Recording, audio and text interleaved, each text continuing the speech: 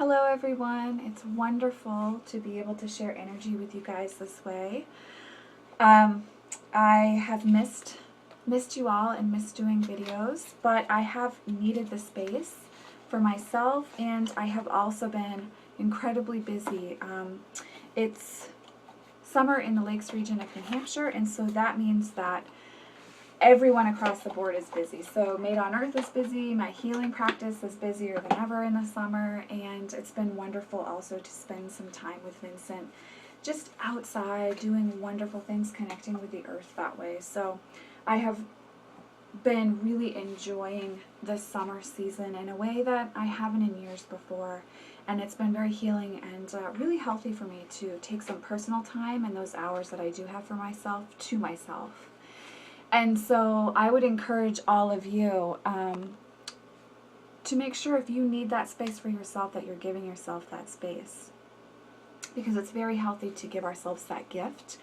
And then when it's time to come back, you know, when we've been interacting with the Hermit card that way, and then when it's time to come back into a communal experience of life in this human form, that's a gift as well, and you appreciate the sweet of that even more so than if you just tried to soldier through and power through. So I encourage you to take that space for yourself as you need to do that, and you don't need to apologize for it. It's healthy, it's good for you to do that. So as I was preparing to do this video today, and I was wondering if it was the right day to do a video again, and as I was getting Vincent down for his nap, and then I came in here to set things up and get the decks all in this room, this huge crow flew in outside, and he's been hanging out just right in this area as I've been preparing. And as I started recording, he flew right in front of the window out here in the lawn, and he's been out there this whole time. So to me, that's a huge message and a huge blessing that it's time to share space with you all in this way. So I'm so happy to be doing that today. So I get probably the most requests for this, other than a few other videos where I've already addressed some questions. And that is to share my favorite videos, my favorite decks with you all for certain time periods. And I love to do it seasonally because that's how I love to observe the seasons as part of my spiritual path. You know, that's intrinsically linked in the wheel of the year and that experience for us all and walking that. So I love to seasonally share my decks with you all. And it's funny because I've been doing it for a little while now, and I was looking back at the videos today and seeing that, you know, it's interesting to see which decks end up coming forward for me at certain points of the year. So I'm not going to do this in order like I've done in the past. You guys know what my top 3 decks always are going to be, pretty much for the most part. The top 2 that always stay the same. So I don't want to save that for last and then have you guys feel like, oh, we already knew that those were your favorites. They're always going to be my favorites. These 2 decks that I'm about to show you are a part of me. They're part of my path. I've been working with them for years, and I will continue to.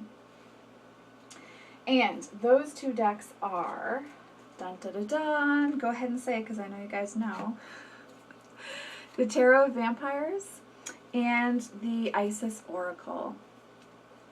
These decks are the ones that I recommend the most highly to people that I work with. And people that come into Madeonearth, people that I do sessions with, especially the Ayesha Oracle. Tarot of Vampires isn't for everyone, but if you are someone who is in need of shadow work, there's nothing like the Tarot of Vampires. And this deck just, oh God, it's like this wonderful, like as time goes by, it just gets better and better. It just gets more and more delicious, and more provoking, and more intriguing, and more satisfying to work with. In fact, I'm rereading the Phantasmagoria book because I'm offering a Intro to Tarot workshop series in Wolfboro, New Hampshire, starting September 5th. And so I wanted to kind of like refresh, you know, my understanding of the cards and the guidebook meanings that Ian Daniels has given for this deck. And that deck just blows me out of the water every time. Like, it's like reading a new book every time. It gets so much out of that deck. So this is my favorite tarot deck of all time. You guys know this. I love to read with this deck. especially for others, I love to read for this deck. I mean, with this deck. I use this deck myself on a daily basis. But reading for others with this deck, something really magical and alchemical happens when you work with this deck with people. They're either afraid of it or repulsed by it, or they will sit and completely stop connecting with you as far as like looking at you and you know, what's the insight, and they'll just look at the cards and be completely, they're having their own experience with this deck when they come for a reading. So I love reading for others with this deck. And then the Isis Oracle, I mean, I love Isis so much. She's core to my spiritual path as a goddess, and this deck just truly captures her and her empowerment, her love, her strength, the fullness of being feminine or identifying as female in a way that is balanced and that brings in all of the experience. You don't have to divide yourself to step into Isis energy. She is, just watching the crow, guys, sorry. She is just amazing.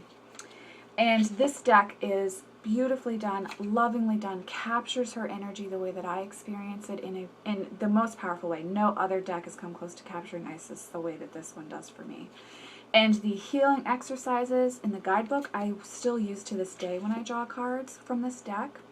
This is mostly a deck that I use for myself, but I will occasionally read for others with it, and it's always a very intriguing reading. There's usually a lot going on for the person when the Isis Oracle decides to show up. So this deck is always going to be my favorite Oracle deck, my most used Oracle deck personally, and a deck that I recommend for people who are looking to step into a space of empowerment, self-love, self-care, self-understanding, and who are wanting to balance the light and the shadow for themselves, because Isis holds both of those spaces. She holds Maiden Mother and Crone energy very well, and so there's a way that you can interact with her no matter what you're feeling called to do on your spiritual path that's extremely healthy and healing. My other top 3 deck is actually 2 decks that I use as one, and that's the Gods and Titans Oracle and the Goddesses and Sirens Oracle. So I really loved these decks when I first started working with them, but over the past year I now use these decks almost daily, and I almost always use these decks when I'm setting up an altar for my client. These poor babies have candle wax all over the back of them. In a loving, reverent way. The bees love this deck. These decks, I should say. There is just a beauty to working with these 2 decks, and for the most part, I love the guidebooks, but I don't even need the guidebooks to connect with these 2 decks. It's completely just my relationship with these archetypes, these gods and goddesses, these energies, and a connection with what do I need to call in for myself today? What needs to be present in my experience? What am I ignoring? What am I refusing to acknowledge? What do I need to step into? What would I like to be today? And so both of these decks, and I consider them as one because they're both halves of the same whole, are just my favorites. I use them constantly, just like the Isis Oracle and the Tarot of Vampires. So these, yes, these are just wonderful. Can't say enough good things about these 2 decks. And I would say if you're on the fence about purchasing these, it's going to be like a fine wine, and it's just going to get better and better as the years go on. Believe me, like with Goddesses and Sirens and Gods and Titans, as time is going by, I am just loving those 2 decks even more, and I'm using them more than ever. Okay, so now let's get into my summer decks. I have a lot, guys. This is going to be a really long video. I recently purchased the Hermetic Tarot. I've been waiting for a lot of years to purchase this deck, and I just haven't done it because this deck, much like the Thoth deck, I really, really love to study the occult symbolism, study the roots. Like, I want to go all the way back when I work with these decks. in a different way than I experienced the Rider-Waite-Smith decks. So I've waited to purchase this deck, and it was finally just time to purchase the Hermetic Tarot. So this one I have literally just purchased it this week.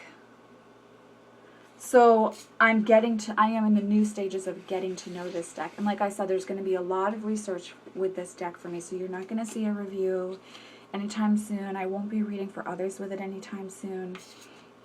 I'm going to be working with it myself with a focus on my own experience of the deck. It's all black and white, and as you can see, it is laden with symbolism, with occult, beautiful goodies, and just deliciousness. So I'm very, very excited to work more with this deck. So this is the Hermetic Tarot. Look, I've even saved the box for this one, guys. Based upon the esoteric workings of the Secret Order of the Golden Dawn. There's nothing like that to speak to my Taurus heart. Okay, here we go. I love these decks so much. I'm so excited about this. There's actually not a lot of Oracle decks on this list. I really haven't, for the most part, other than the Isis Oracle and my Gods and Titans, Goddesses and Sirens, been working with a lot of Oracle decks.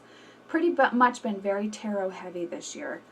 But the Journey of Love Oracle is another deck that, as time has gone by, I have... wow, this deck is so powerful, and it is deeply healing, especially if you are in a dark night of the soul space. If you're feeling depressed or alone or lonely or sad or lost, this Oracle deck is like the most gentle, loving, kind embrace, really gently but firmly pushing you to step out of your comfort zone, to sit and journal, to sit with where you are and how you're feeling, to be brave enough and bold enough to shift your perspective and to claim your divinity and your power and to let go of control. So the Journey of Love Oracle is one that I have been using a lot. It's probably the Oracle deck I've used the most, other than the Isis Oracle and Gods and Titans, Goddesses and Sirens. I've been doing like kind of a daily draw for myself at night and doing journal work with this whenever I can and having really, really healing, beneficial experiences for myself. Oh, you know what? Actually, I think I do have like 3 Oracle decks in here, so I've got a few. This tarot deck I've had for the longest time, a really long time I've had this tarot deck. But I just haven't, like, I've known that I need to really read the guidebook and connect with it that way. And I've been kind of hesitant to really step into it. So this, over the past month, this summer, I've really stepped into deciding to work more consciously and connect with this deck more. And this is the Druid Craft Tarot. And it's really actually because of the next deck that I'm going to show you that prompted me to take a look at this deck again in a new way and connect with it more than I have in the past. It's a very powerful deck, and again, it's this marriage of druidry and witchcraft, and so there's a lot of power in this deck. The artwork is not my all-time favorite, but it's beautiful for its genre. I mean, it's Will Worthington, I believe, is the artist. And just, it's very powerful, very old world feeling. It really pulls you into this. Oh, I love this card. It's one of my favorite depictions of the lovers. And the guidebook is great. Very thorough. You can be a newbie to tarot and work with that guidebook and have a pretty clear understanding of what you're doing, in my opinion. So this, the Druid Craft Tarot, I've been working with a lot this summer and having really, really good experiences with it. I have not read for anyone else with the Druid Craft Tarot. It's, at this point, oh, good lord. Deck tower spill. It's at this point been completely a personal connection to that deck, and I'm really, really enjoying it. Okay. So this next deck is an Oracle deck. Somehow I missed this Oracle deck when it first came out. I think it was published relatively recently. And I can't believe that I missed this deck. I am freaking in love with this Oracle deck. It's the Camelot Oracle. Let's see. I know Will Worthington did the artwork, and I'm not sure if it's, I'm not sure who authored the deck itself. I think it's the same guys who did the Wildwood Tarot, but I'm not 100% sure on that, so don't quote me. But this deck is amazing. It's very unique, and it's meant to be read a certain way, and you do need to read your guidebook before you start working with this deck, because there are, so it steps right into the mythology of Camelot. It's not like just Camelot inspired with these little images, and no, this is actually the real mythology, and they follow it back. And so there are the characters like you're seeing here, then there are places, and then there are destinations and roads to travel to get there. And so there's actually like a map that comes with the deck that you use to set up your reading. And it is important, in my opinion, to actually follow that structure, because there's a reason. They're showing you the archetype to interact with, the shadow side that you're not acknowledging, and questions that you need to ask yourself. So it's a very, very powerful deck. It's meant to be used a certain way, and I really encourage you, if you purchase the Camelot Oracle, to actually use it the way that they encourage you to use it. So here are some of the places, some of the paths I mean.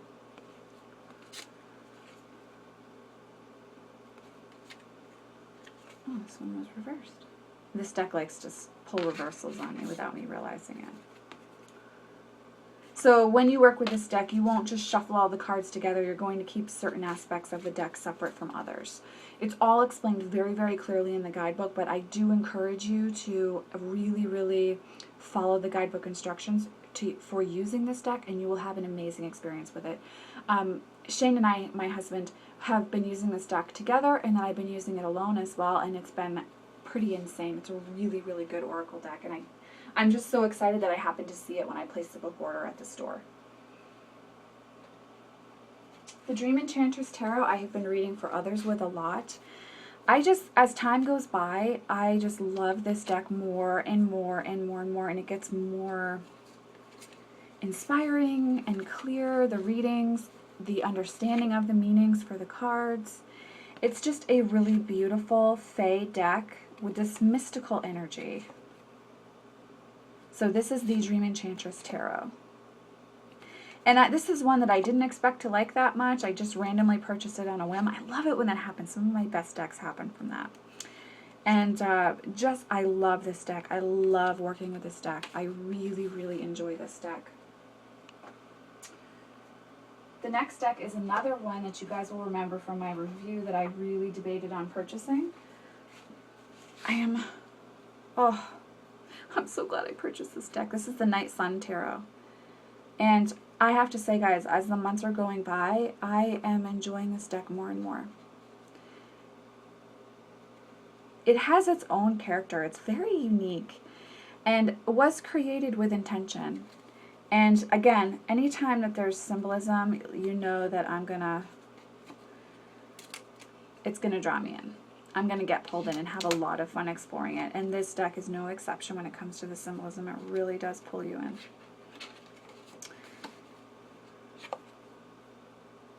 So the Night Sun Tarot, I am using it a lot more than I thought I would still, even into the summer months. And just really, really enjoying this deck. It has its own character. It only likes to work with certain people and at certain times. It's very clear about when it wants to be used.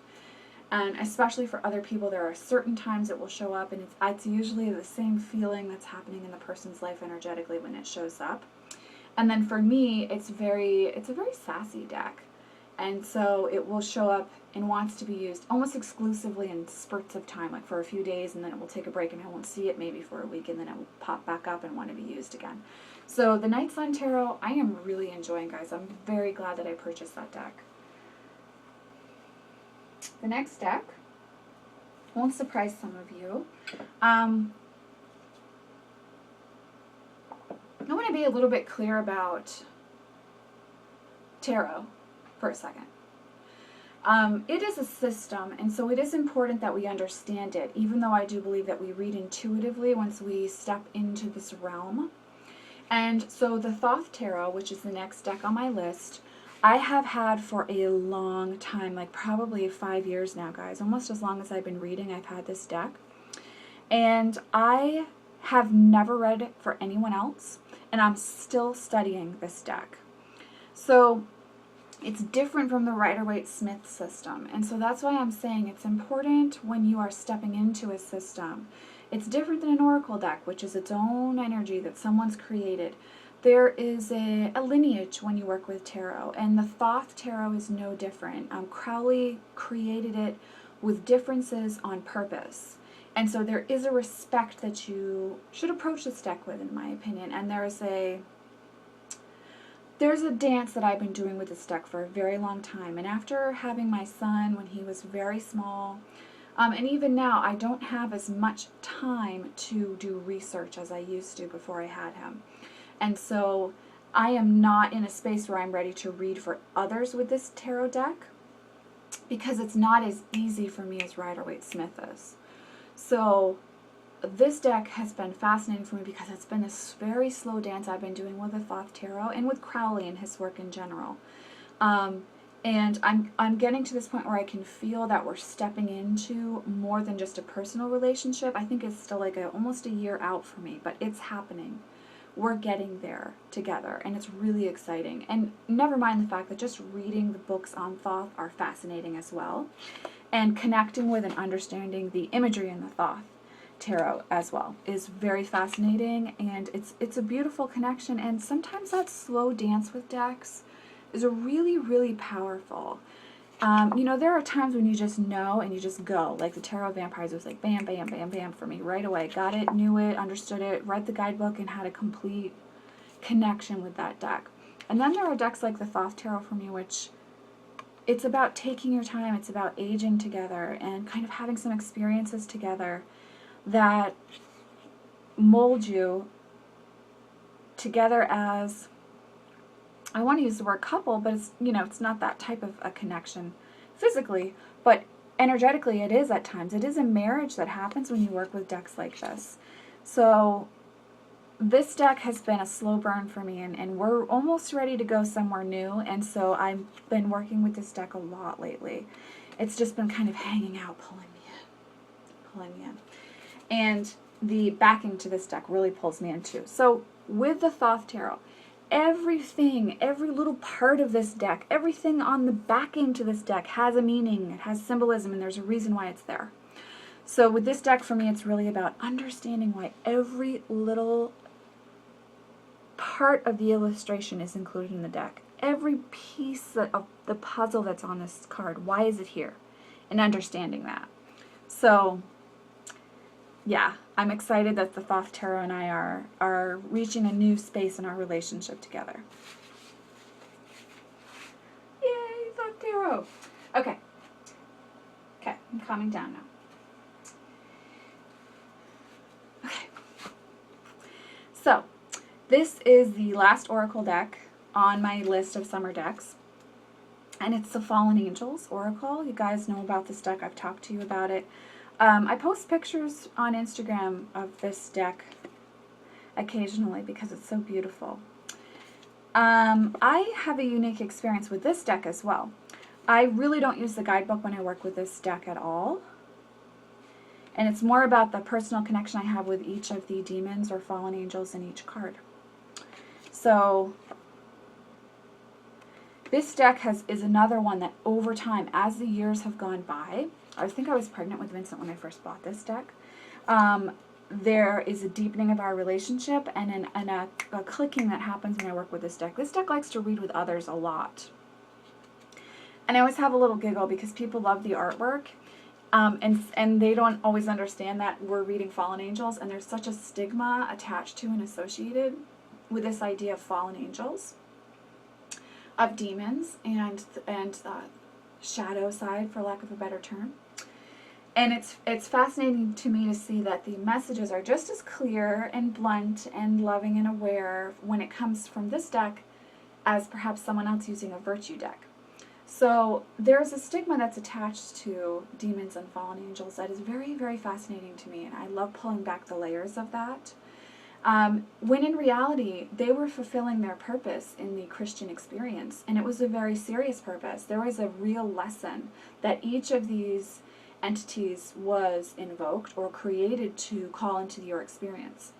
And so, like, here we go with Vipar, illusion.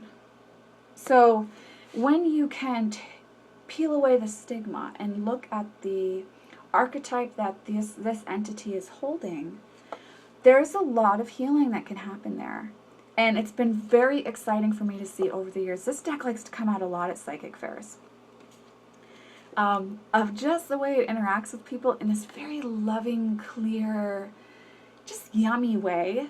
And it's fascinating to me because people don't know the title of the deck or what the cards actually are saying to them, and they're having a wonderfully healing experience for themselves.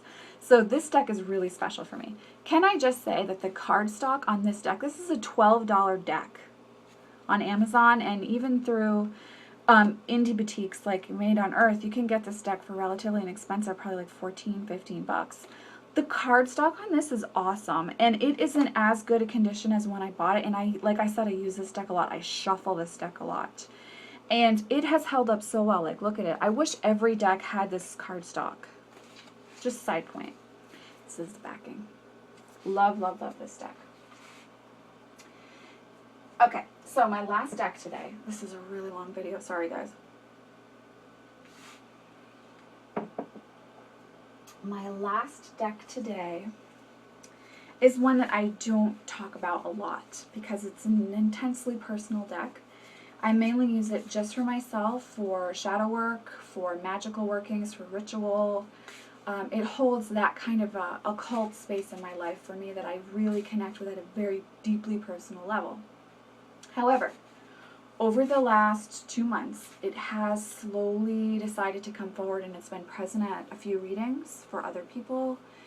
And there's a wonderful review on this deck by Fee Verte, and I will put a link in the description bar below to her review. I don't think I really need to do a review now. I wasn't going to before when this was just for me. It was a very personal deck and I wasn't ready to share. But she has a wonderful review, so I don't even need to do a review. You can watch her review and decide if this is a deck you want to purchase. It has a lot of nudity and sexual images in the deck. If you are someone who identifies with using sex magic, this is a powerful deck for that. It's going to really... Louis Royau's images just naturally... Oh, there goes the crow. They just naturally work well with that type of occult work. I mean, he is a fantasy, sci-fi, dark fantasy artist. So he kind of creates a world that you can very easily step into in that life, the inner workings of the magician, if you will. So this deck is fascinating, compelling. It's all shadow work, baby. And it's really exploring the feminine and the masculine in deeply empowering ways. But I will put the link to Fee Verte's review, and you guys will really enjoy her review, I'm sure. So there's a lot of nudity in this deck. If you're under 18, if that offends you, then you can just shut the video off right now because I'm about to show it to you. As one does. But this deck, very personal for me, and I love Louis Royau's artwork, so I knew I was going to really love this deck anyhow. I've had it, I think I got it before I was pregnant with Vincent, or right at the beginning of my pregnancy. I've had this deck for a while, and time again has just given us a new chapter, a new experience together. It's a Scarabeo deck, so there are the kind of typical downfalls to Scarabeo publishing.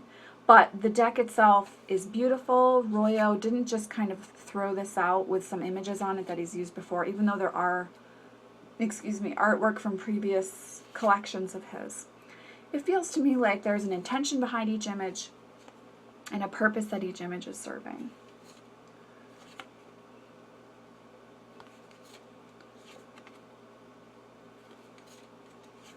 So for me, this is a really empowering, personal deck.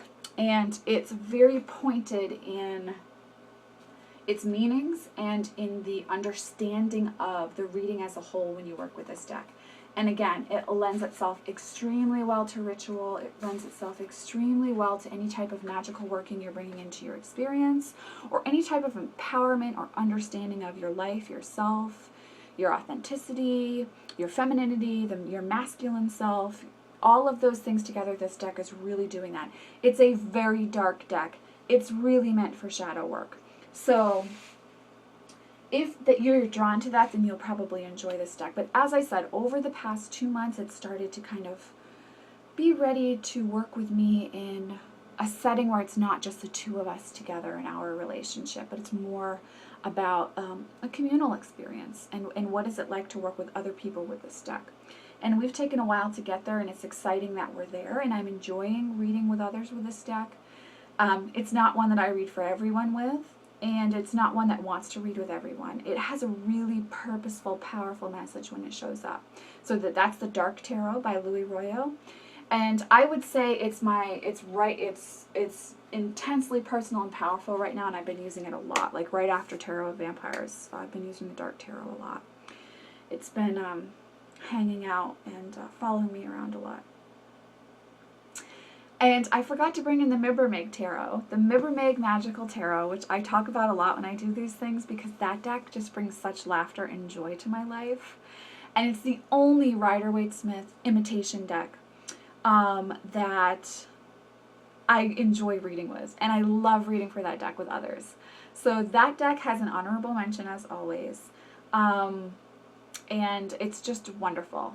So if you're looking for something lighthearted, not as cute as the Magical Forest Tarot, but just funny and lighthearted and hysterical to read for, and hysterical to read for others with. Oh my god, the deck is so much fun to read for others with. People have the most fascinating, hilarious reactions to that deck. That deck is a wonderful deck to work with as well. But I have really been working with tarot a lot, really intensely lately, and kind of looking back over the years working with tarot and seeing how things are synthesizing and transmuting for me into this next chapter for myself as a reader and as a healer and a teacher. And that has been really enjoyable for me. And, you know, there have been tears and there's been laughter in that experience too. But these decks that are in this video have been really instrumental in preparing to step forward into the next chapter in my life as a healer. So it's been really exciting for me to work with these decks. And it's exciting for me to share them with you all because I am sure that you guys are going to enjoy working with these decks as well as much as I do in your own way. So let me know what your favorite decks to use this summer have been. What have you really been enjoying? What are you preparing to stop working with as much or work with more as we step into Lunasa and the energy of the harvest? As we start preparing and stepping into that, what's been coming up for you?